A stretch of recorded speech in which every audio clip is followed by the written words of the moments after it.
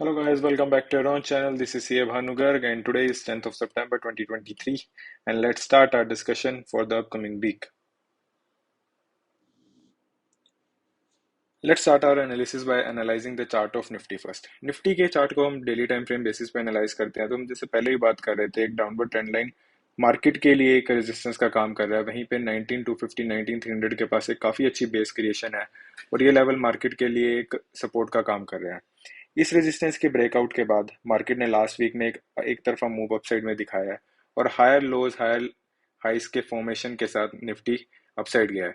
Nifty का almost side 19990 के आसपास का है तो अप्रोक्सीमेटली 20,000 निफ्टी के लिए एक रेजिस्टेंस का काम फिर से कर सकते हैं। तो लास्ट के 5 डेज में ये एक अपसाइड मूव दिखाने के बाद ऐसा हो सकता है कि कुछ टाइम मार्केट थोड़ा सा इस लेवल के आसपास आके कंसोलिडेट करे और उसके बाद जैसा मार्केट का मूव रहता है या तो इसको यहाँ पे ब्रेकआउट देके फिर से एक अपवर्ड जर्नी को कंटिन्यू कर सकता है और यहाँ से थोड़ा सा आ, एक रेंज में फॉर्म करके थोड़ा सा नीचे फिर से आने की कोशिश करता है। तो आने वाले कुछ दिन देखने मार्केट के लिए काफी इंपॉर्टेंट रहेंगे।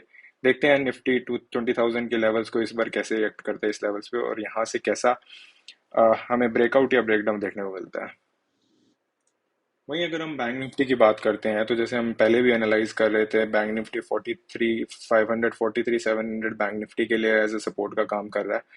यहीं से पहले भी निफ्टी ने एक काफी रेंज बाउंड मार्केट क्रिएट करके एक ब्रेकआउट देके के अप्रॉक्स 46,500 के लेवल्स का हाई बनाया था।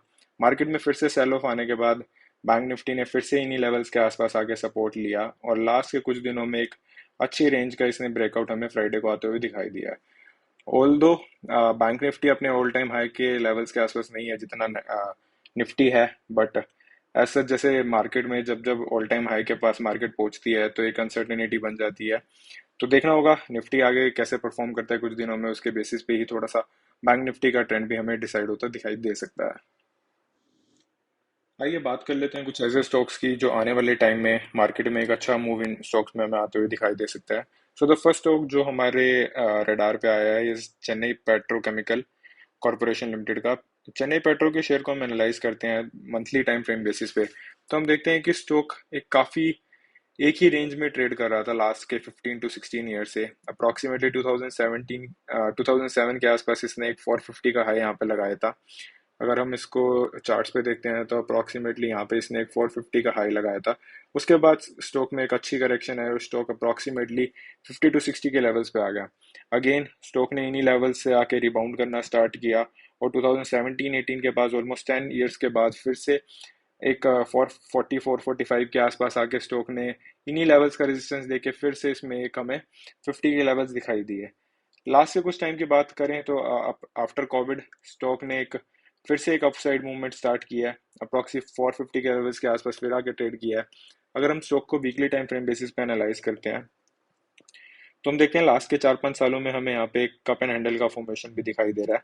स्टॉक ने यहाँ पे ऑलमोस्ट आके 450 के लेवल्स को टच किया, फिर से एक हैंडल की फॉर्मेशन यहाँ पे दिखाई, यहाँ से फिर से एक बार 450 की रेजिस्टेंस लेके फिर से स्टॉक रिट्रेस हुआ, but if you see retracement काफी छोटी है एज कम्पेयर।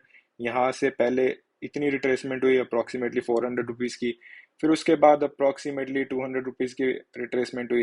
बट लास्ट के कुछ वीक्स की बात करोगे तो अप्रॉक्सीमेटली 450 से लेके 350 तक की, मतलब रिट्रेसमेंट काफी छोटी हुई है। वॉल्यूम्स की बात करें, वॉल्यूम्स काफी अच्छी हमें दिखाई दे रही है। अगर हम डेली टाइम फ्रेम बेसिस पे स्टॉक को देखते हैं तो हम देखते हैं कि स्टॉक ने एक अच्छा ब्रेकआउट फ्राइडे को काफी अच्छा ब्रेकआउट हमें दिखाई दिया है। तो आने वाले टाइम में हो सकता है कि यहाँ से स्टॉक या तो अपसाइड हमें और दिखा जाए या कुछ दिन इसी लेवल्स के आसपास कंसोलिडेट करके फिर से एक बार 450 के लेवल्स को आसपास रीटेस्ट करके फिर से हमें इसमें एक मूवमेंट दिखाई दे। सो ऑन और ओवरऑल बेसिस स्टॉक काफी अच्छा दिखाई दे रहा है चार्ट्स पे और हाई प्रोबेबिलिटी है कि आने वाले टाइम में इस स्टॉक में काफी एक अच्छा हमें अप मूव दिखाई दे सकता है। हमारे रडार पे आया है वो है इंडो एमाइंस का। इंडो एमाइंस के स्टॉक को अगर हम वीकली टाइम फ्रेम बेसिस पे एनालाइज करते हैं तो हम चार्ट पे देखते हैं कि अप्रोक्सीमेटली 125 126 लेवल्स इस स्टॉक के लिए एक रेजिस्टेंस का काम कर रहे थे। मल्टीपल टाइम्स इस स्टॉक ने इन्हीं लेवल्स के आसपास हमें आके सपोर्ट और रेजिस्टेंस इस लेवल ने काम किया है।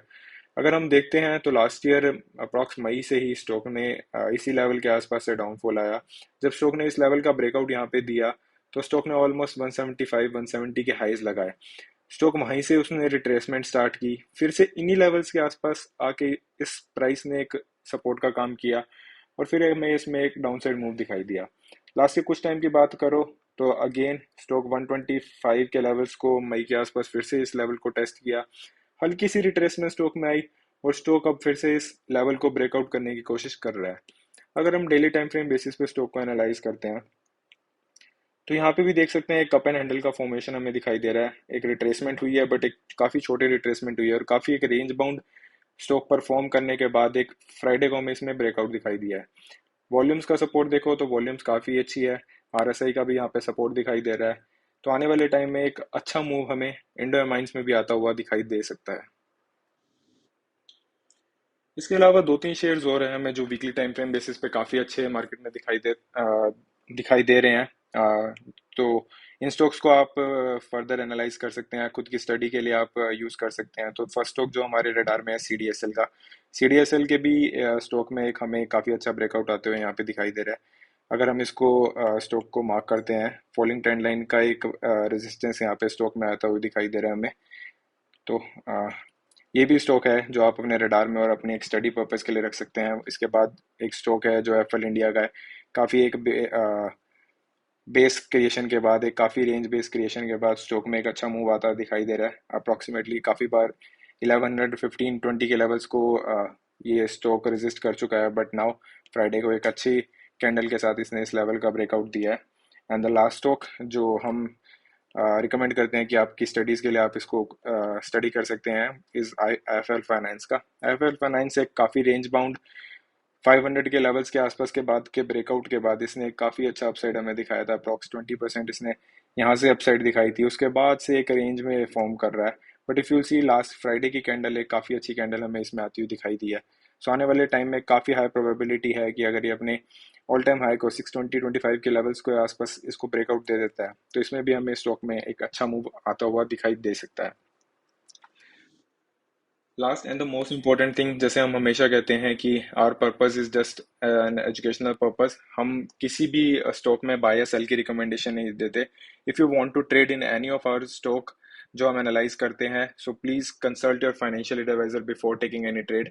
ऐसे ही हम आपके लिए और भी वीडियोस बनाते रहेंगे ऐसे ही एजुकेशनल पर्पस के लिए, ताकि आप कुछ सीखते रहें, मार्केट में आपका इंटरेस्ट हो, तो आप मार्केट से एक secondary source of income create करते रहें, उसके लिए आपको हम हेल्प करते रहेंगे।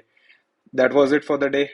Thank you so much for joining us. We'll see you with another video. Thank you so much. Bye bye.